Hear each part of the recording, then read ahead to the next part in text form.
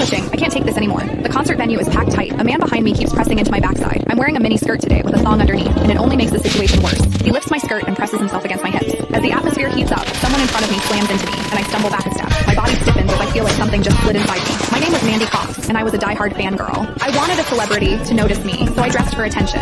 I wore heavy makeup and made sure nothing about me went unnoticed. My low-cut top revealed a wide stretch of skin, and my chest bounced with every step. I paired it with a mini skirt that barely covered my thighs and sexy white stockings which hugged my legs. But when I arrived, reality hit. The concert venue was packed so tightly I couldn't move, and the crowd swallowed me whole. The celebrity was never going to notice me. I craned my neck and shouted, "Darling, take me." I never imagined that line would draw the wrong kind of attention. Instead of the celebrity, it caught a filthy creep. After I shouted it, I became aware of a man behind me, repeatedly bumping into me. At first, I brushed it off. In a crowd that dense, accidental contact was easy to explain, but the feeling wouldn't go away. Something hard kept pressing against my butt from behind. I assumed I'd accidentally backed into his hand where it rested behind me, so I turned and offered a polite apology. "Sorry, I didn't mean to bump into you." He paused, then flashed a leering smile and said, "It's okay, I don't mind." When I turned back toward the stage, I felt him press against me again, more deliberate than before. I kept my attention on the celebrity on stage and shut him out. The man became increasingly brazen, pulling up my skirt and pressing close against my backside. I had only a thong on underneath, which left my butt exposed. I felt his touch directly against my skin and assumed it was his finger. Only then did I realize something was wrong. The pressure was warm and solid in a way a finger could never be.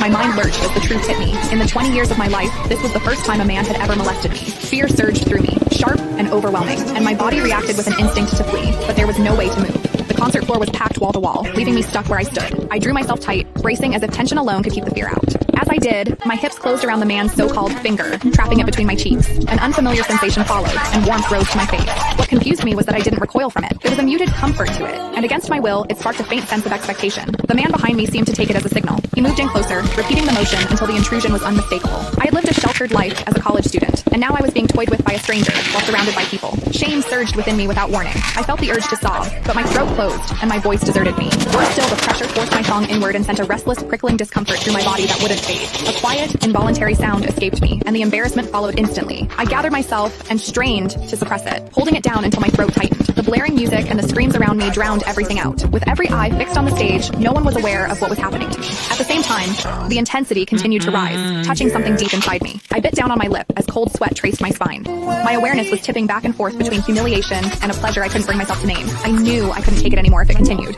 so I turned sharply to face the man behind me. "Please stop pushing. I can't take this anymore." When I finished speaking, the man leaned toward me and whispered in my ear, "Is it exciting, the way I'm pushing against you?" The shame was overwhelming, and I was on the verge of crying. "I'm a virgin. I've never done that kind of thing. Please, let me go." He didn't stop. Instead, his gaze burned deeper as he seized my waist, the pressure growing stronger. "You're really a virgin? Then let me show you what it feels like to be a woman." Click the link in my bio to get the full story for free.